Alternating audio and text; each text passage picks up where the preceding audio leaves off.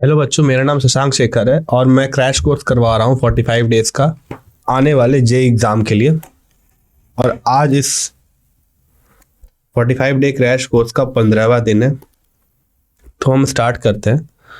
तो हमने equilibrium chapter शुरू कर दिया था पिछली बार। 2 क्लासेस हमने इक्विलिब्रियम पे ही किए हैं। आज इक्विलिब्रियम का तीसरा दिन है। ली चैटरियल प्रिंसिपल हमने देख लिया था पिछली क्लास में, और कुछ थर्मोडायनेमिक एक्सपेक्ट देखे थे इक्विलिब्रियम कांस्टेंट और डेल जी नॉट के बीच का रिलेशन मेन हमारा फोकस था उस समय, है ना। केपी और केसी का रिलेशन भी देख लिया हमने। तो यहाँ तक हमने कवर कर लिया है। ओके, ये हो गई बात। अब हम पढ़ेंगे आयनिक इक्विलिब्रियम के बारे में। कहाँ से स्टार्ट करेंगे? हम पढ़ेंगे आयनिक इक्विलिब्रियम के बारे में। देखेंगे क्या होता है इलेक्ट्रोलाइट, वीक स्ट्रॉन्ग क्या होता है। और आयनिक इक्विलिब्रियम सबसे कंफ्यूजिंग है। इसमें जो मेन पार्ट है वो है बफर सॉल्यूशन और सॉल्ट हाइड्रोलाइसिस, और थोड़ा थोड़ा आप कह सकते हो concept of acid and base, है ना। तो ये एनटीए द्वारा जारी किया हुआ सिलेबस है जो जेई मेन के लिए दिया गया है, और ये वो लिंक है जिससे आप सिलेबस चाहे तो खुद से भी देख सकते हैं। तो इस क्लास में हम यहां तक कवर करेंगे जो कि एसिड बेस इक्विलिब्रिया, शायद कॉमन आयन इफेक्ट तक, है ना। तो अगर यहां से अगर बात करें इस चैप्टर की, तो मैंने जैसा बता रखा है कि इस चैप्टर से हर बार 2 से 3 क्वेश्चन, लगभग 2 से 3 क्वेश्चन पूछे आते हैं। मतलब 12 मार्क्स के क्वेश्चन इस चैप्टर से आते हैं, और ये चैप्टर बहुत इंपॉर्टेंट है। और इसका ये जो भाग है, मतलब आयनिक इक्विलिब्रियम, ये सबसे ज़्यादा कंफ्यूजिंग रहता है बच्चों के लिए। तो मैं कोशिश करूंगा कि आप सबको इस चैप्टर के बारे में अच्छे से बता सकूं। तो हम आज पढ़ने वाले हैं क्या? Ionic equilibrium. तो पहले हम जानेंगे आयनिक इक्विलिब्रियम होता क्या है, फिर हम देखेंगे इलेक्ट्रोलाइट्स क्या होता है और कौन कौन तरीके के इलेक्ट्रोलाइट्स होते हैं, स्ट्रॉन्ग और वीक। फिर हम पढ़ेंगे ओसवाल्ड डाइल्यूशन लॉ, जो कि सिर्फ और सिर्फ वीक इलेक्ट्रोलाइट के लिए होता है। आगे हम देखेंगे कि डिग्री ऑफ आयनाइजेशन किस पे डिपेंड करती है, मतलब आयनाइजेशन किस पे डिपेंड करती है, nature of solvent, concentration, temperature, nature, presence of salt. फिर हम देखेंगे कॉमन आयन इफेक्ट। ये इंपॉर्टेंट है आगे के लिए, क्योंकि इससे क्वेश्चन सीधे तो नहीं, पर इसका एप्लीकेशन, मतलब इसका इस्तेमाल और सब भी सवालों में होता है, डायरेक्ट या इनडायरेक्ट रूप से। इसके बाद सॉल्युबिलिटी प्रोडक्ट, ये इंपॉर्टेंट है ना। फिर concept of acid base, acid dissociation constant, constant base dissociation constant, acid base equilibria, multi stage ionization, ionization of water, pH scale. तो यहाँ तक आज हम कवर करेंगे। तो स्टार्ट करते हैं चैप्टर को। पहले समझते हैं आयनिक इक्विलिब्रिया क्या है। आयनिक इक्विलिब्रियम जनरली हम वर्ड से भी समझ सकते हैं कि ये इक्विलिब्रियम जो आयन के बीच एग्जिस्ट करता है और मेनली एसिड और बेस से जुड़ा हुआ होता है ना। तो इलेक्ट्रोलाइट इसके लिए सबसे जो कॉमन टर्मिनोलॉजी है, मतलब कि आप कह सकते हो कि सबसे हम जो इक्विलिब्रियम देखते हैं वो मेनली इलेक्ट्रोलाइट्स और इसको डिसोसिएटेड पार्टिकल्स के बीच ही देखते हैं। अब इलेक्ट्रोलाइट क्या होते हैं? इलेक्ट्रोलाइट वो सब्सटेंस होते हैं जिनको वाटर में डिसॉल्व करने से वो इलेक्ट्रिसिटी कंडक्ट कर सके। वाटर जो है अलोन, मतलब खुद से इलेक्ट्रिसिटी कंडक्ट नहीं करती है, फिर करती है तो बहुत स्मॉल एक्सटेंट पे करती है। पर क्योंकि नॉर्मल वाटर में क्या होता है, इलेक्ट्रोलाइट मिले हुए होते हैं, तो इस कारण से वो इलेक्ट्रिसिटी कंडक्ट कर पाती है। क्योंकि ये इलेक्ट्रोलाइट जो है वो आयंस में टूट जाते हैं, और आयंस जो है वो चार्ज होता है, वो इलेक्ट्रिसिटी कंडक्ट कर पाती है। इलेक्ट्रोलाइट 2 तरीके के होते हैं, स्ट्रॉन्ग वीक इलेक्ट्रोलाइट और स्ट्रॉन्ग इलेक्ट्रोलाइट, है ना। अब स्ट्रॉन्ग इलेक्ट्रोलाइट क्या होता है? तो ये जो इलेक्ट्रोलाइट होता है ये कंप्लीटली डिसोसिएट हो जाता है आयंस में। तो क्योंकि ये कंप्लीटली डिसोसिएट होता है, इसलिए ये करंट बहुत अच्छे से एफिशिएंटली और इफेक्टिवली वाटर में कंडक्ट कर पाते हैं, क्योंकि इनका जो डिसोसिएशन होता है वो 100% होता है। अब इसके एग्जांपल्स क्या है? तो जितने स्ट्रॉन्ग एसिड और बेसिस है सारे क्या है, इलेक्ट्रोलाइट्स। और जितने भी सॉल्ट्स है, सॉल्ट्स जितने भी है, जो भी सॉल्ट्स आप देखोगे वो सारे के सारे क्या होते हैं, स्ट्रॉन्ग इलेक्ट्रोलाइट होते हैं। तो अगर हम स्ट्रॉन्ग एसिड की बात करें तो हमारे पास है हाइड्रोक्लोरिक एसिड, स्ट्रॉन्ग बेस में सोडियम हाइड्रोक्साइड, और सॉल्ट में सोडियम क्लोराइड। आगे weak electrolyte. Weak electrolyte conduct electricity उतने अच्छे से कंडक्ट नहीं कर पाते हैं। क्यों? क्योंकि पार्शियली डिसोसिएट होते हैं आयन में। और जितने वीक एसिड और वीक बेस होते हैं वो सारे क्या होते हैं, वीक इलेक्ट्रोलाइट के उदाहरण होते हैं, जैसे कि एसिटिक एसिड और अमोनिया और लीड क्लोराइड। पहला है ओसवाल्ड डाइल्यूशन लॉ। ये सिर्फ और सिर्फ वीक इलेक्ट्रोलाइट के लिए होता है, क्योंकि हम इसमें डाइल्यूशन का परसेंटेज ही देखते हैं, है ना। और क्यों, हमें पता है कि जो भी स्ट्रॉन्ग इलेक्ट्रोलाइट है वो कंप्लीटली डिसोसिएट होता है, इसलिए इसके लिए डिसोसिएशन कांस्टेंट का निकालना कोई सिग्निफिकेंस होल्ड नहीं करता, है ना। और ये स्ट्रॉन्ग इलेक्ट्रोलाइट के लिए इसलिए नहीं होते। अब आगे इस लॉ के हिसाब से हम क्या कहते हैं कि जो डिग्री ऑफ आयनाइजेशन है अल्फा, वो किसके बराबर होती है, number of molecule dissociated by total number of moles. ये पहले डिग्री ऑफ आयनाइजेशन क्या होता है पहले हम ये समझते हैं। ये कहती है कि पूरे मॉलिक्यूल्स और डिसोसिएट नहीं हो रहे, क्योंकि वीक इलेक्ट्रोलाइट में सारे मॉलिक्यूल डिसोसिएट नहीं होते। तो जो फ्रैक्शन डिसोसिएट हो रहे हैं, मान लीजिए 10 में से 8 हो रहे हैं, तो ये जो फ्रैक्शन है ये किसके, ये इसे हम कैसे कैलकुलेट करते हैं, वो सिंपल सा, जैसे मेरे डेफिनेशन से भी हमें पता है कि number of mole dissociated by total number of molecules. और इसी को अगर हम 100 से मल्टीप्लाई कर दे तो ये हो जाएगा परसेंटेज आयनाइजेशन, है ना। तो इसमें कंफ्यूज ना हो कि परसेंटेज आयनाइजेशन क्या है और आयनाइजेशन क्या है। Degree of ionization, degree of ionization fraction है, परसेंटेज ऑफ आयनाइजेशन परसेंटेज है। इसे हम डिग्री ऑफ डिसोसिएशन भी बोलते हैं कभी कभी, क्योंकि ये डिसोसिएट भी हो रहा है, तो सेम टर्मिनोलॉजी है, इसमें दोनों में कोई डिफरेंस नहीं है। डिग्री ऑफ आयनाइजेशन और डिग्री ऑफ डिसोसिएशन सेम चीज़ है। हाँ, हो सकता है कि डिग्री ऑफ डिसोसिएशन एक मोर जनरल टर्म है, किसी के भी डिसोसिएट होने को हम लोग डिसोसिएशन कहते हैं, और उसके डिग्री को हम लोग किस हद तक वो डिसोसिएट हुआ उसे हम डिग्री ऑफ डिसोसिएशन कहते हैं। पर आयनाइजेशन सिर्फ और सिर्फ आयंस में टूटने वाले को ही डिग्री ऑफ आयनाइजेशन कैलकुलेट करते हैं उनके लिए। मान लीजिए उदाहरण के लिए हमारे पास एक वीक इलेक्ट्रोलाइट जो कि Ha है, वो H+ और A- में जा रहा है, तो इसका इनिशियल कंसंट्रेशन में C मान लिया, ये हो जाएगा 0, ये भी हो जाएगा 0। अब क्या होगा, रिएक्शन प्रोसीड करेगी, कुछ देर बाद ये जो कंसंट्रेशन जो हमने C माना है उसमें से C अल्फा क्या हो जाएगा, मतलब इसका कुछ फ्रैक्शन क्या हो जाएगा, डिसोसिएट हो जाएगा। तो C - C अल्फा हम लिख रहे हैं इसीलिए, क्योंकि फ्रैक्शन को अगर मल्टीप्लाई कर दे कंसंट्रेशन से तो हमें नंबर ऑफ मोल डिसोसिएटेड निकल जाएगा। यहाँ पे C - C अल्फा होगा, ना कि 1 - C अल्फा, क्योंकि एक से एक मोल बन रहा है तो C अल्फा C अल्फा बनेगा और ये भी C अल्फा ही बनेगा। तो हम लिख सकते हैं कि K = C² alpha square C alpha into C alpha divide by C - C alpha. अगर हम C कॉमन ले ले तो ये हो जाएगा C × 1 - अल्फा इंटू बाई, ये किसके बाई है, C² बाई अल्फा स्क्वायर के, C² × अल्फा स्क्वायर के। आगे अब क्योंकि वीक इलेक्ट्रोलाइट के लिए हमें पता है कि जो अल्फा होता है फ्रैक्शन होता है, बहुत ही वीकली डिसोसिएट करता है, इसलिए नंबर ऑफ मॉलिक्यूल जो डिसोसिएट करते हैं वो क्या होते हैं, बहुत कम होते हैं। तो इसलिए इस अल्फा का वैल्यू बहुत ही कम निकल के आता है, और ये 1 से बहुत ही छोटा होता है। तो 1 - अल्फा को क्या लिख सकते हैं अप्रोक्सीमेटली, हम इसे लिख सकते हैं 1। तो अगर हम इक्वेशन नंबर 1 देखें तो जो कि C × 1 - अल्फा था, इसमें से ये 1 - अल्फा क्या हो गया, 1 बन गया, तो ये सिर्फ C बच गया।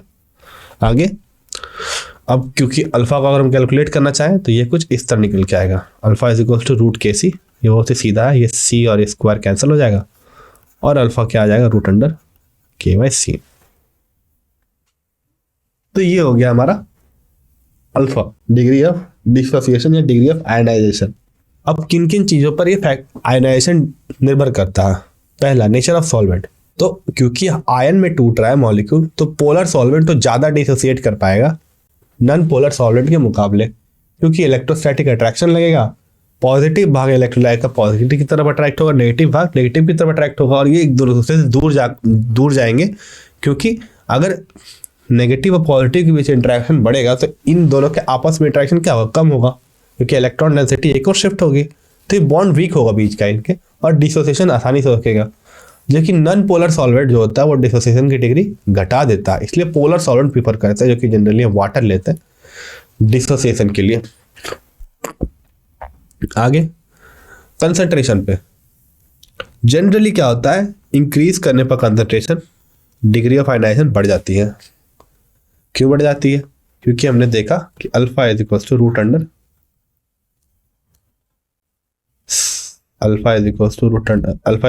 √KC आता है, कि K = C अल्फा स्क्वायर होता है, तो अल्फा क्या होगा, √K/C। ये गलत हो रहा है, फॉर्मूला से हम नहीं बोल सकते, हमें पता है कि कंसंट्रेशन इंक्रीज करेंगे तो होगा।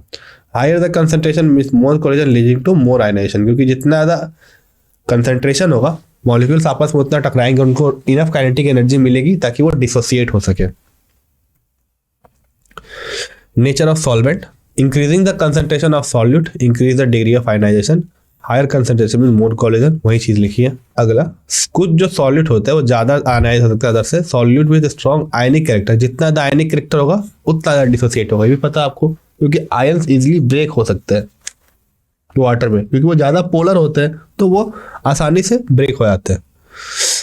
अब होता है common ion effect. Common ion effect अगर हम सिंपल कहें, सिंपली अगर ये कहना चाहे तो एक से ज्यादा अगर आयन की स्पीसीज दो कंपाउंड से आ रही है, मान लीजिए कोई कंपाउंड है HA और दूसरा कंपाउंड है AB, HA के टूटने से हमें A मिल रहा है और BA के टूटने से भी हमें A मिल रहा है, तो अब अगर सॉल्यूशन में दोनों को मिला दे तो एक कॉमन आयन इफेक्ट यहाँ पे इंड्यूस होगा, क्योंकि दोनों A प्रेजेंट है। अब ली चैटल प्रिंसिपल के अकॉर्डिंग पता है कि अगर प्रोडक्ट का अगर हमने कंसंट्रेशन बढ़ा दिया है, क्योंकि तो किसी एक का डिसोसिएशन कम होगा, अगर वो वीक एसिड या वीक बेस है। स्ट्रॉन्ग एसिड स्ट्रॉन्ग बेस में तो कंप्लीट डिसोसिएशन होता है, उसमें कुछ सवाल ही नहीं है। अगला वही चीज लिखी है यहाँ पे कि presence of ion that are already present in the solution, जो पहले से है वो डिग्री ऑफ आयनाइजेशन क्या करती है, घटा देती है। In electrolyte degree of dissociation is suppressed, क्योंकि डिग्री ऑफ डिसोसिएशन घटा देती है इसलिए सप्रेस हो जाता है इसके डिसोसिएशन अनदर इलेक्ट्रोलाइट डालने में, जिसके पास इसी के जैसा एक सेम कॉमन आयन है, इसे हम कॉमन आयन इफेक्ट कहते हैं। जैसे मान लीजिए हमारे पास CF2 है, तो इफ अगर इसमें हम NaF डाल दें इसी सॉल्यूशन में, इसमें CF2 है, तो फ्लोराइड क्या होगा, बढ़ जाएगा। फ्लोराइड बढ़ जाएगा तो प्रोडक्ट क्या हो जाएगा, बढ़ जाएगा। अब ली चैटल प्रिंसिपल में क्या होगा कि रिएक्शन पीछे की हो जाएगा, ताकि ये एक्स्ट्रा जो फ्लोराइड आयन जुड़े हैं उसके कंसंट्रेशन को वापस से बैलेंस किया जा सके। इसके कारण CF2 का क्या होता है, पर्सिपिटेशन हो जाता है। इसी फेनोमेना हम कहते हैं कॉमन आयन इफेक्ट। अगला है सॉल्युबिलिटी प्रोडक्ट, ये बहुत ही इंपॉर्टेंट है। तो मान लीजिए हमारे पास कोई सॉल्ट है जो कि स्पैरिंगली सॉल्युबल है ना, तो उस केस में जब हम उसको डिसॉल्व करते हैं तो कुछ आयंस में टूट जाते हैं और कुछ क्या हमारे सॉलिड फॉर्म में ही रह जाते हैं। तो हमारे पास इक्विलिब्रियम एस्टैब्लिश होता है कि कुछ हमारे जो इधर हो जा रहे हैं और कुछ हमारे ऐसे ही रह रहे हैं। तो इस केस में अगर इक्विलिब्रियम कांस्टेंट को कैलकुलेट करें तो वो आता है K के बराबर। तो क्योंकि ये बहुत ही स्पैरिंगली सॉल्युबल सॉल्ट है, स्पैरिंगली मतलब जो कम सॉल्युबल होता है, तो ये भी ऑलमोस्ट कांस्टेंट ही रहता है। तो इसे हम इन दोनों के मल्टीप्लिकेशन को भी क्या मान लेते हैं, कांस्टेंट मान लेते हैं, और इस टोटल को क्या बोलते हैं, KSP। तो अगर हम लिखना चाहें तो ये कुछ इस तरह होगा, A का कंसंट्रेशन का पावर M, क्योंकि ये तो लॉ ऑफ मास एक्शन से आया सीधा सीधा, और ये भी वही है B का कंसंट्रेशन का पावर N, है ना। अगर हम सॉल्युबिलिटी को बोले तो सॉल्युबिलिटी जो होता है आता है स्पैरिंगली सॉल्युबल सॉल्ट का होता है, और ये सॉल्युबिलिटी कुछ नहीं, ये कंसंट्रेशन है। सपोज हमारे पास एक सॉल्ट है जिसका नाम है AmBn। अगर S का सॉल्युबिलिटी, अगर इसकी सॉल्युबिलिटी निकल के आई S, तो अगर हमें इसे KSP के फॉर्म में लिखना हो तो ये कुछ ऐसे लिखाएगा, solubility multiplied by its coefficient जो कि M है, पावर उसी का कोएफिशिएंट। जैसे अगर हमारे पास A2B2 हो, तो अगर हम KSP को S के फॉर्म में लिखना चाहें तो ये हो जाएगा 2S, क्योंकि S A कितने 2 है, तो पावर स्क्वायर क्योंकि 2 है ना, समझ गए, और B भी 2 है तो पावर भी 2 और मल्टीप्लाई भी 2, तो टोटल निकल के आ जाएगा 4 4 4 जा 16 S टू द पावर 4, है ना। तो ये है हमारा सॉल्युबिलिटी और इक्विलिब्रियम कांस्टेंट के बीच में रिलेशन। अब सॉल्युबिलिटी किस चीज पर डिपेंड करती है, जैसे जैसे टेम्परेचर बढ़ाएंगे वैसे वैसे सॉल्युबिलिटी क्या होगी, बढ़ती जाएगी, क्योंकि सॉल्युबिलिटी क्या है, KSP है। KSP एक इक्विलिब्रियम कांस्टेंट और सॉल्ट के कंसंट्रेशन का ही प्रोडक्ट है, क्योंकि इक्विलिब्रियम कांस्टेंट टेम्परेचर के साथ बढ़ता है, इसीलिए KSP क्या होगा, बढ़ेगा, और इसीलिए सॉल्युबिलिटी भी क्या हो जाएगा, बढ़ जाएगा, क्योंकि KSP और सॉल्युबिलिटी दोनों एक दूसरे पर निर्भर करते हैं। अब कॉमन आयन इफेक्ट चलते क्या होगा, हमें पता है ली चैटल प्रिंसिपल के अकॉर्डिंग कि रिएक्शन किस डायरेक्शन में जाएगी, जिस डायरेक्शन में वो आयन नहीं प्रोड्यूस हो रहे होंगे, मतलब कि वापस से एसोसिएट हो रहे होंगे। तो सपोज हमारे पास एक सॉल्ट है AmBn और हमने An प्लस ऐड कर दिया कॉमन आयन के तौर पे, तो अब क्या होगा, सॉल्युबिलिटी प्रोडक्ट क्या हो जाएगा, घट जाएगा, क्योंकि हमें इस चीज़ को क्या रखना है, इस चीज़ को कांस्टेंट रखना है, क्योंकि ये कंसंट्रेशन पर डिपेंड नहीं करती है। या फिर हम कह सकते हैं इच जो कांस्टेंट रखना है, तो इसके लिए क्या होगा, ये कम डिसोसिएट होगा, है ना, तो ये डिसोसिएशन घट जाएगी। अगला है concept of acid and bases. ये क्या है, एसिड पहला था आरएनएस कॉन्सेप्ट। आरएनएस कॉन्सेप्ट ने क्या, आरएनएस ने क्या कहा था कि कोई भी सब्सटेंस जो H प्लस रिलीज कर रहा हो उसे हम कहते हैं एसिड, और जो OH माइनस दे रहा हो उसे हम कहते हैं बेस। ये सिंपल कॉन्सेप्ट था, इसमें कोई ज़्यादा कॉम्प्लिकेशन नहीं थी। फिर आई ब्रॉन्स्टेड लॉरी है कंसेप्ट, जिसने कहा कि जो H प्लस दे रहा हो वो तो एसिड है, पर जो H प्लस ले रहा हो वो बेस है। ये डिफरेंस था। अगर हम आरएनएस को देखें तो उसने कहा जो OH माइनस दे रहा वो बेस है, पर ब्रॉन्स्टेड लॉरी के साथ जो H प्लस ले रहा वो बेस है। ये भी सही है। तो ब्रॉन्स्टेड का एक कॉन्सेप्ट है, ये बहुत इंपॉर्टेंट कॉन्सेप्ट है। इससे हम बेस के स्टेबिलिटी के बारे में पता लगाते हैं। तो पहला जिसका सबसे बड़ा कॉन्सेप्ट है वो ये है कॉन्जुगेट एसिड और कॉन्जुगेट बेस क्या होता है। मान लीजिए ये हमारा एसिड है, अब क्या होगा कि ये एसिड H प्लस देगा और Cl माइनस बनाएगा HCl, और H प्लस इसे देगा। पर अगर आप इसका अपोजिट रिएक्शन देखें तो ये जो स्पेशीज बनी है ये H प्लस अब ले रही है और ये दे रही है, मतलब इसके जो प्रोडक्ट है एसिड का वो बेस की तरह काम कर रहा है। और क्योंकि ये सब ये इसके जस्ट इसी के द्वारा बना हुआ है, तो इसे हम कहते हैं conjugate base of this acid. अब एक और इम्पॉर्टेंट बात, जितना ज़्यादा स्ट्रॉन्ग एसिड उतना वीक कंजुगेट बेस, और इसका वाइस वर्सा भी सही है, जितना कंजुगेट बेस स्ट्रॉन्ग होगा उतना ही एसिड वीक होगा, है ना। यहाँ आप देख सकते हो कि HCl क्या कर रहा है, प्रोटॉन लूज कर रहा है H प्लस, तो ये क्या हो गया, एसिड हो गया इसीलिए। और ये H प्लस ले रहा है H2O, H3O प्लस बन रहा है, तो ये क्या हो गया, बेस।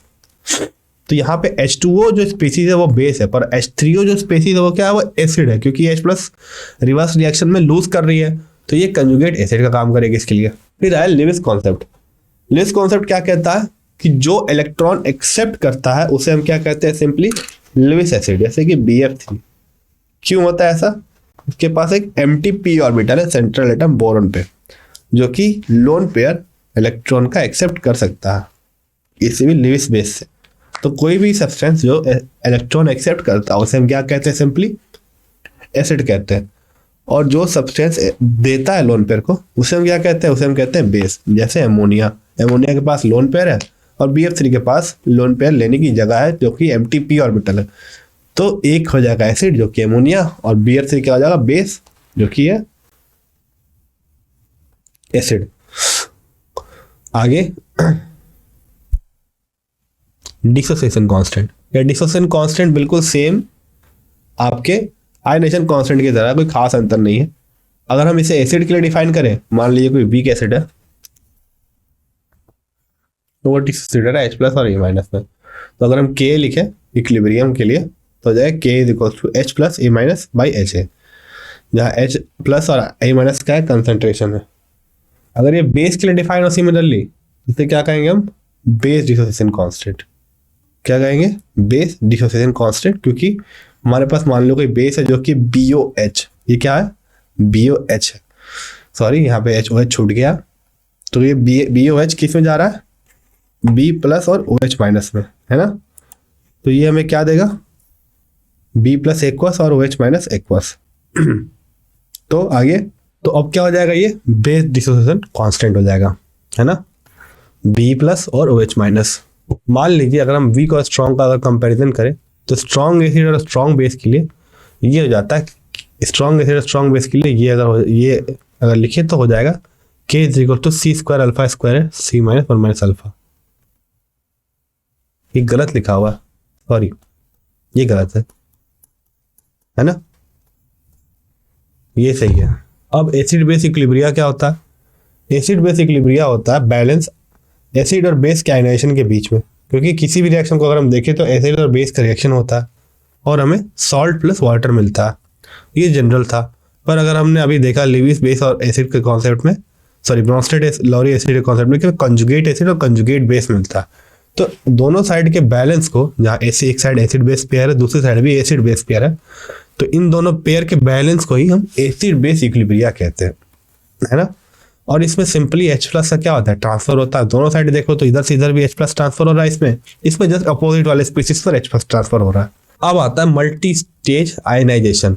कुछ जो एसिड बेस होते हैं वो एक स्टेप में नहीं मल्टीपल स्टेप में आयोनाइज करता है। जैसे कि आप सीधा उदाहरण ले लो H2SO4 का, ये पहले HSO4 माइनस में जाएगा, H प्लस रिलीज कर देगा यहाँ से, है ना। फिर ये फर्दर डिसोसिएट होगा H प्लस रिलीज करते हुए, ये क्या बना देगा SO4 2 माइनस। तो ये क्या हो गया, मल्टी स्टेप इक्विलिब्रियम हो गया, 2 स्टेप में हुआ। इसी तरह आप H3PO4 को देख लो, इसमें 3 प्रोटॉन प्रेजेंट है, तो 3 स्टेप में होंगे, और हर एक स्टेप में एक आयन निकलता है और कॉरस्पॉन्डिंग उससे रिलेटेड आयनेशन कांस्टेंट होता है। मान लो इसकी ये एसिड डिसोसिएशन Ka1 है, ये मान लो आप Ka2 होगा। ओके, अगर इसका एग्जांपल हम यहाँ भी दे रखा है मैंने कि हमारे पास मान लो H2SO4 है, पहले H प्लस और SO4 माइनस देगी, इसे हम Ka1 कहेंगे, जो कि ये फर्स्ट एसिड डिसोसिएशन कांस्टेंट है। फिर ये HSO4 माइनस फर्दर डिसोसिएट होकर H प्लस और SO4 2 माइनस देगी, तो ये सेकेंड डिसोसिएशन कांस्टेंट है। ओके, अब आगे जो इंपॉर्टेंट चीज यहाँ पे ये है, वो ये है कि K1 हमेशा K2 से छोटा होता है। क्यों? अगर आप इस स्पीसीज को देखें जिससे आप H प्लस निकाल रहे हो, वो न्यूट्रल है, तो इससे निकालना थोड़ा आसान होता है इसके मुकाबले, क्योंकि ये नेगेटिव चार्ज है पहले तो, और आप इससे और एक पॉजिटिव चार्ज निकाल के इसे +2 माइनस चार्ज दे रहे हो, -2 चार्ज दे रहे हो, इसलिए ये करना मुश्किल है। अगला आयनाइजेशन ऑफ वाटर। हमें पता है कि वाटर जो है वो H2O, वो एक वीक इलेक्ट्रोलाइट है, इसका आयनाइजेशन होता है बहुत ही स्मॉल एक्सटेंट में, और H प्लस का जो कंसंट्रेशन होता है रूम टेम्परेचर जो कि 27 डिग्री सेल्सियस, वो होता है 10⁻⁻⁷। उसी तरह OH माइनस का कंसंट्रेशन कितना होता है 10⁻⁷। इसे हम सेल्फ आयनाइजेशन कहते हैं वाटर का, और इसका जो प्रोडक्ट आता है अगर आप मल्टीप्लाई करें 10⁻⁻14, तो इसे हम KW कहते हैं, जो कि K इंटू H2O का मल्टीपल होता है। तो यहाँ लिखा हुआ है KW का वैल्यू कितना है 10⁻⁻14, कितने पे 25 डिग्री सेल्सियस 27 डिग्री सेल्सियस, ज़्यादा वेरिएशन नहीं है इन दोनों के बीच, आप इन दोनों टेम्परेचर को कंसीडर कर सकते हो। आगे आयनाइजेशन ऑफ वाटर इक्वेशन। अगर इसका हम इक्वेशन देखें तो H2O है जो कि H प्लस और OH माइनस दे रहा है। अगर हम इसके लिए K लिखे तो ये हो जाएगा H प्लस का कंसंट्रेशन गुणे OH माइनस का कंसंट्रेशन डिवाइडेड बाई H2O का कंसंट्रेशन। अगर H2O को इस साइड ले जाए जो कि एक कांस्टेंट है, क्योंकि ये कंसंट्रेशन बहुत ही लीस्ट अमाउंट में होता है, तो ये K बाई H2O, K गुणे H2O का कंसंट्रेशन भी क्या आ जाएगा कांस्टेंट आ जाएगा, और इसे हम कह देंगे KW। तो KW किसके बराबर हो जाएगा H प्लस का कंसंट्रेशन गुणे OH माइनस का कंसंट्रेशन। अगला है पीएच स्केल। पीएच स्केल किसके लिए है? किसी भी एसिड या बेस के एसिडिटी या अल्कलिनिटी को नापने के लिए होता है। ये आपने पढ़ रखा है 10 में, तो मैं इसे जल्दी जल्दी बताऊंगा। पीएच का फॉर्मूला क्या होता है? PH is equal to minus log H plus. H plus क्या है? कंसंट्रेशन है। उसी तरह अगर आप पीओएच को बोलना चाहोगे तो ये हो जाएगा माइनस लॉग OH माइनस। इसे आप जनरली बोल सकते हैं किसी भी चीज के लिए। K को अगर लिखना चाहोगे तो ये हो जाएगा माइनस लॉग K। मतलब ये एक जनरल चीज है P लिखना। ये P का मतलब माइनस लॉग इसके सबस्क्रिप्ट का। अगर pH 7 से कम है तो एसिडिक सॉल्यूशन, 7 से ज्यादा है तो एल्कलाइन सॉल्यूशन, अगर 7 के बराबर है तो क्या है? Neutral solution. इसके निकालने का फॉर्मूला से मैंने बताया, ये होता है pH is equal to minus log H plus. तो जितना ज्यादा H प्लस होगा उतना ही कम क्या होगा? pH का वैल्यू होगा, क्योंकि माइनस का साइन है। और लॉग H प्लस क्या है कि इंक्रीजिंग फंक्शन है, तो जैसे जैसे H प्लस का वैल्यू बढ़ाएंगे वैसे वैसे लॉग H प्लस का वैल्यू भी बढ़ते जाएगा, क्योंकि नेगेटिव साइन लगा रखा है। इसलिए जैसे जैसे H प्लस का कंसंट्रेशन बढ़ाएंगे वैसे वैसे pH का वैल्यू क्या होगा? घटते जाएगा। तो H प्लस यहाँ पे क्या बता रहा है? कंसंट्रेशन बता रहा है हाइड्रोजन आयन का सॉल्यूशन में। अब हम कुछ क्वेश्चंस देखेंगे ताकि आपकी कॉन्सेप्ट और अच्छे से क्लियर हो सके। ये जो रिएक्शन है, ये जो नीचे दी गई हुई है, इसमें H2O PO4 minus 3 reaction involving H2O PO4 minus. इसमें से H2O PO4 माइनस किसमें एसिड की तरह किसमें काम कर रहा है? आपको बताना है कि H2PO4 माइनस इनमें से किस में एसिड की तरह काम कर रहा है। यहाँ पर अगर आप देखो तो ये जो H2PO4 है वो किस में जा रहा है? HPO4 माइनस है, मतलब H प्लस दे रहा है, तो ये एसिड की तरह काम कर रहा है। इसमें भी क्या हो रहा है? H2PO4 माइनस H3PO4 माइनस जा रहा है, तो H प्लस क्या हो रहा है? ले रहा है। यहाँ अगर आप देखो तो यहाँ क्या कर रहा है? H प्लस ये ले रहा है देने की जगह, तो ये किसका काम कर रहा है? ये बेस की तरह काम कर रहा है। यहाँ पे भी क्या हो रहा है? ये H3 से H2 जा रहा है, तो ये क्या काम कर रहा है? एसिड की तरह काम कर रहा है, क्योंकि H प्लस दे रहा है। तो आंसर क्या हो गया? 1 और 2। तो ये हो गया हमारा आंसर। इसमें छूट गई एक चीज, the reaction involving H2PO4 as a acid. तो ये इसमें H2PO4 माइनस का निकालना था, सॉरी। तो यहाँ पर अगर आप देखो तो यहाँ पे H2PO4 क्या ले रहा है, H प्लस ले रहा है, तो ये एक बेस की तरह काम कर रहा है। तो इसका आंसर हो जाएगा only in reaction two H2PO4 minus H plus, third it behave an acid, है ना, वही चीज लिखी है। The ionic product of water at 310 kelvin is 2.7 into 10 to the power minus 14। तो what is the pH of neutral water at this solution. हमें क्या निकालना है, पीएच निकालना है न्यूट्रल वाटर का। आयनिक प्रोडक्ट दिया हुआ मतलब H plus into OH minus दिया हुआ 2.7 into 10 to the power minus 14। ये जैसे मैं लिखना चाहें, अब क्योंकि H प्लस और OH में ऐसा कंसंट्रेशन सेम रहता है, क्योंकि दोनों का वैलेंसी फैक्टर क्या है, सेम है, तो ये हो जाएगा H प्लस का square 2.7 into 10 to the power minus 14। इसे हम आगे लिखे तो ये हो जाएगा 2.7 into 10 to the power minus 14 का पावर 1/2। अगर हम pH निकालना चाहे तो ये हो जाएगा माइनस लॉग H प्लस का कंसंट्रेशन इतना दिया हुआ है into 10 to the power minus 14 1/2। ये 1/2 बाहर आ जाएगा तो हम लिख सकते हैं pH is equals to 1/2 log 2.7 into 10 to the power minus 14। Log की प्रॉपर्टी चाहो तो आप यूज कर लो, चाहे तो डायरेक्ट कैलकुलेट कर लो। ये हो जाएगा लॉग 2.7 प्लस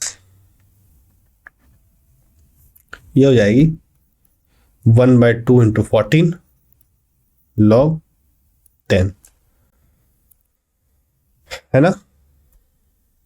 यही चीज यहां की हुई है, ये हो गया रूट अंडर, अब इसका हमने माइनस लॉग H प्लस ले लिया तो ये आ गया 6.78। इन्होंने यहाँ वैल्यू कैलकुलेट कर ली सीधा KW की रूट लेकर के, पर मैंने ये माइनस अंडर डाल दिया ताकि कैलकुलेशन आसान हो सके। अगला PbCl2 का सॉल्युबिलिटी प्रोडक्ट निकालना है। अगर हम PbCl2 का डिसोसिएशन लिखे तो ये कुछ इस तरह दिखती है, Pb2 प्लस और 2Cl माइनस। KSP क्या होता है, KSP होता है solubility M power M n H का पावर n, या M क्या स्टोइकियोमेट्रिक कोएफिशिएंट है। Pb2 प्लस के लिए कितना 1 है, तो ये एज इट इज होगा S, है ना। और इसके लिए n का वैल्यू कितना है 2 है, तो ये 2 हो जाएगा, और ये पावर भी कितना हो जाएगा 2 हो जाएगा, तो ये फाइनल निकल के आएगा S³ 4। तो इसे हम लिख सकते हैं KSP is equals to KSP by sorry S is equals to KSP by 4 का पावर 1/3। तो ये हो जाएगा हमारा आंसर, है ना। आगे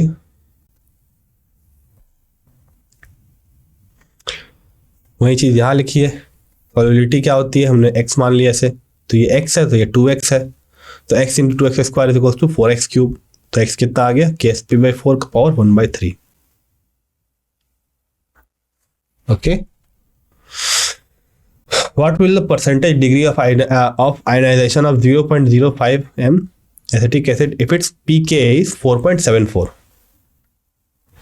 तो इस क्वेश्चन को अगर हम देखें तो हमें दिया गया कि हमारा CH3COH आयनाइज हो रहा है CH3COO minus plus H plus में,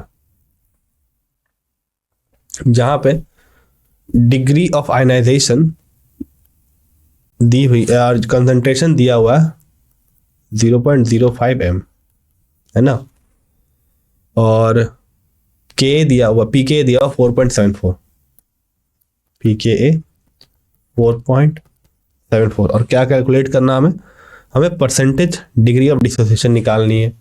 हमें पता है alpha is equals to root under K/C, ये सिंपल फॉर्मूला हमने देख रखा है।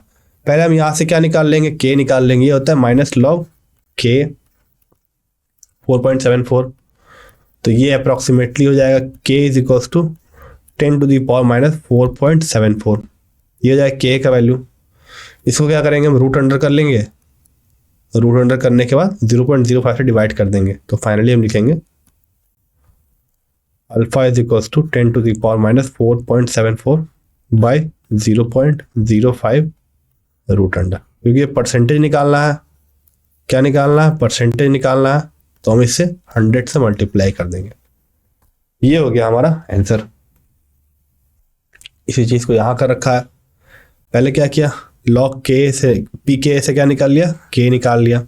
अब K is equal to C alpha square, क्योंकि 1 छोटा, alpha is equal to root under K by C. इसी चीज को हमने यहाँ रख दिया, 0.05 डिवाइड कर दिया, रूट अंडर ले लिया। 0.019 आया, परसेंटेज निकालने के लिए 100 से गुणा कर दिया, तो ये आ गया 1.9%। What is the pH of 10 to the power minus 4 OH minus solution at 330 Kelvin is Kw at 330 Kelvin is 10 to the power minus 13.6। अब यहाँ पर अगर कुछ स्टूडेंट्स करना चाहे तो सीधा निकाल देंगे। अगर कि pH निकालना है इसका, अगर OH दिया हुआ 10 to the power minus 4, तो Kw का वैल्यू कितना दिया हुआ है, 10 to the power minus 13.6। इसका मतलब H प्लस का कंसंट्रेशन गुणे OH माइनस का कंसंट्रेशन, ये दिया हुआ 10 टू द पावर माइनस 13.6 है ना।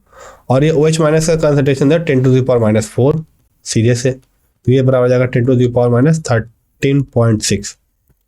तो H प्लस हो जाएगा 10 to the power minus 13.6 plus 4। अगर आप इसको जोड़े तो ये आ जाएगा 8.4।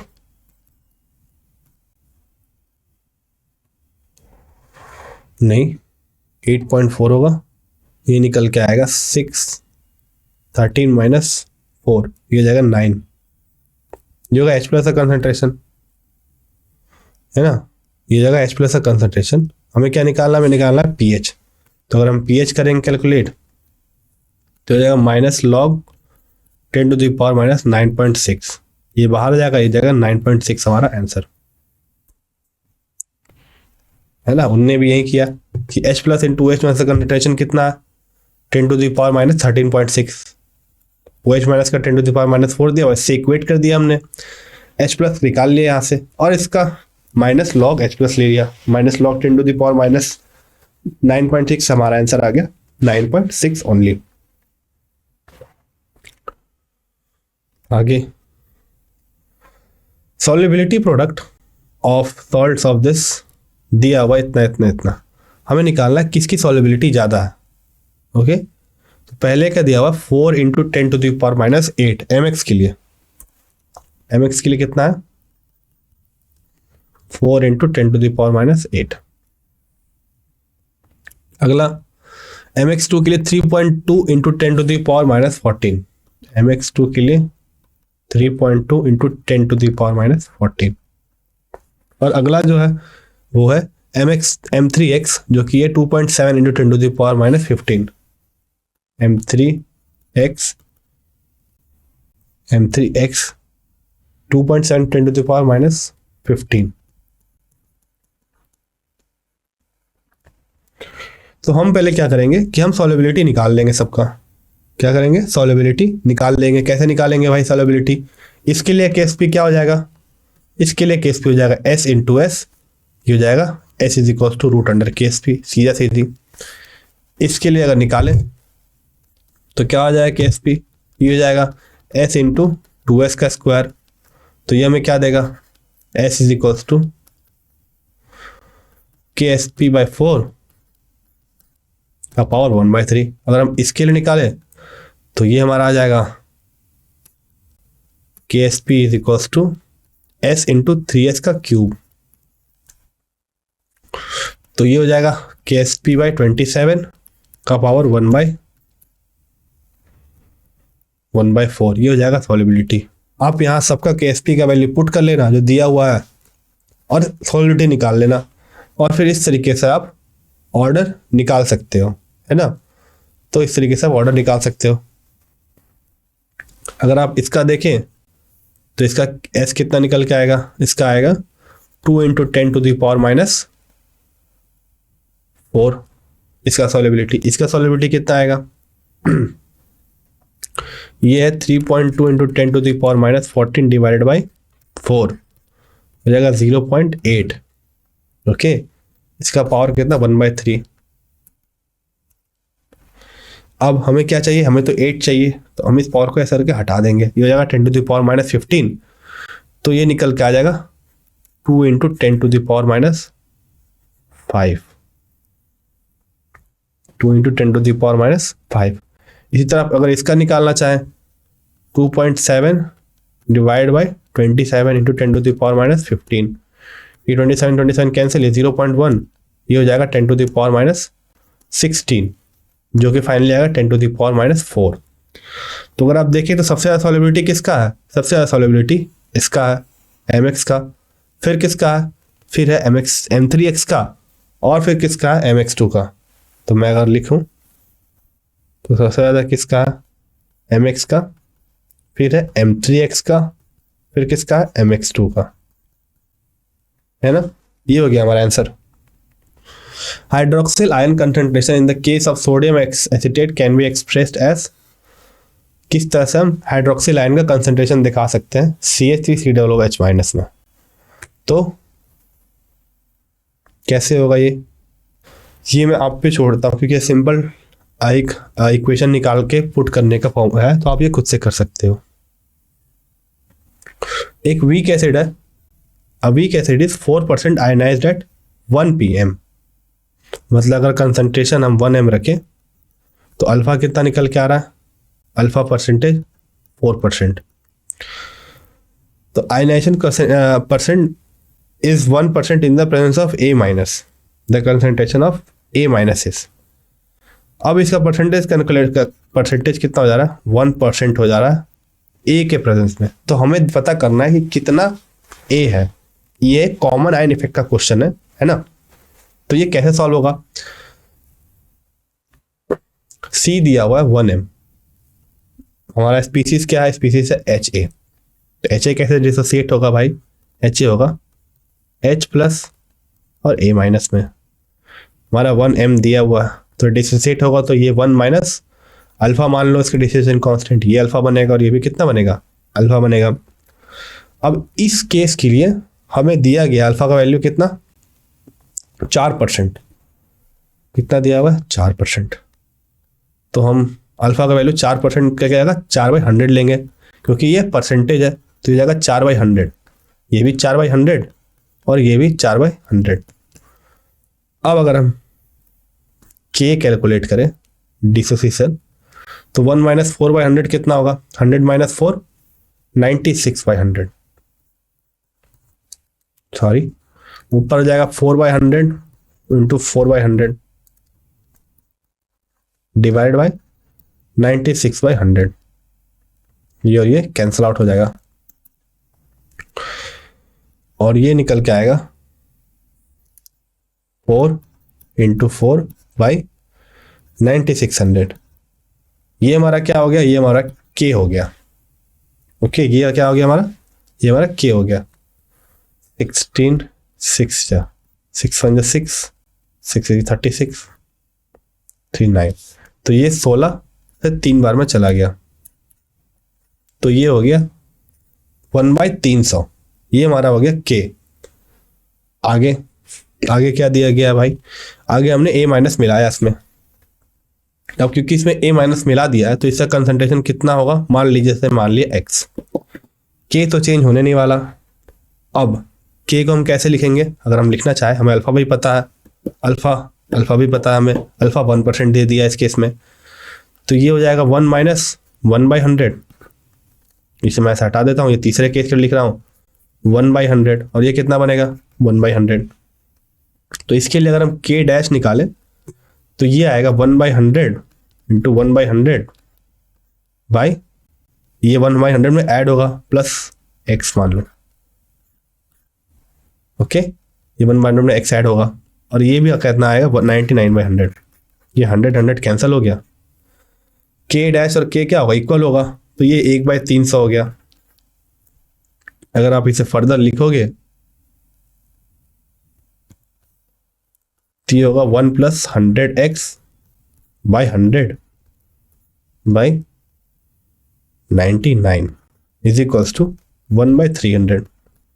अब ये 100 कैंसिल हो गया, ओके, और ये 3 3 जा 33, 99 हो गया। तो 100x कितना हो जाएगा हमारा? 100x हमारा हो जाएगा 1/33 प्लस 1। x क्या हो जाएगा हमारा? x हो जाएगा हमारा 34/33।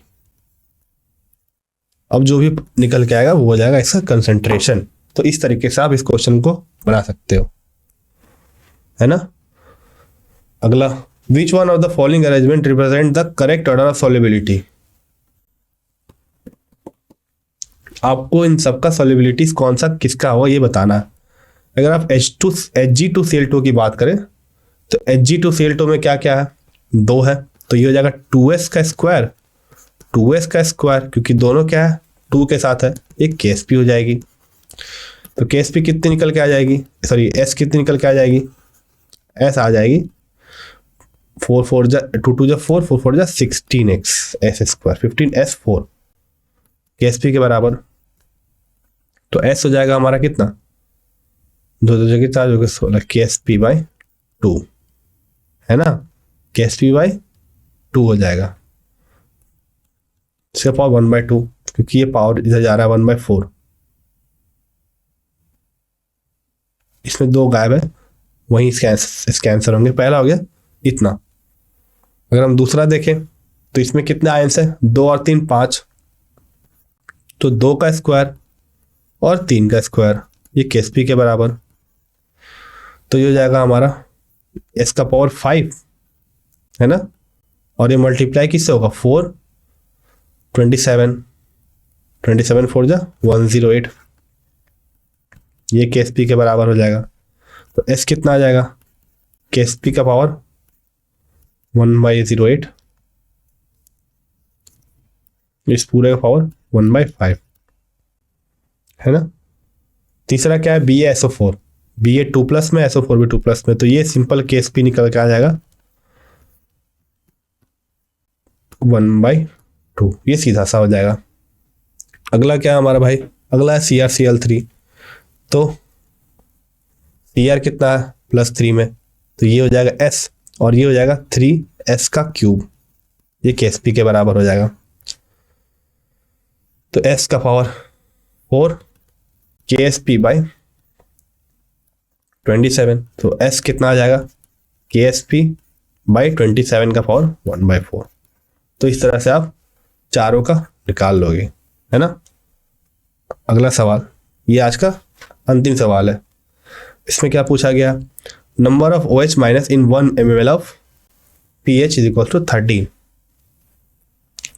तो pH दिया हुआ 13, pH दिया हुआ हमारा 13, तो भाई POH कितना हो गया?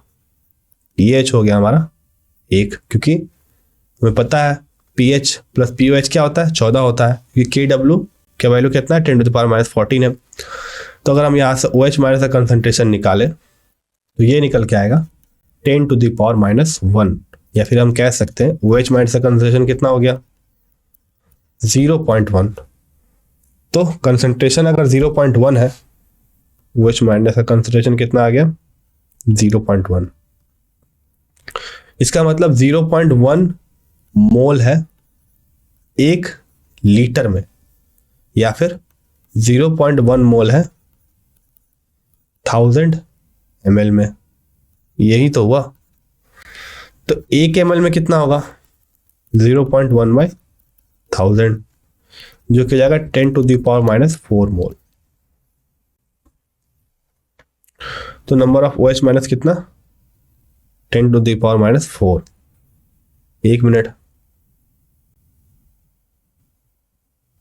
ये pH दिया हुआ है इतना, OH माइनस 1 ml में निकालना, इसका यही आना चाहिए। मैं देखता हूँ इस सवाल को आगे। तो आज था आज का, ये था आज के लिए आयनिक इक्विलिब्रियम। अब बाकी बचा हुआ जो है वो है बफर हाइड्रोलाइसिस और बफर सॉल्यूशन और सॉल्ट हाइड्रोलाइसिस, ये हम कल करेंगे। Thank you.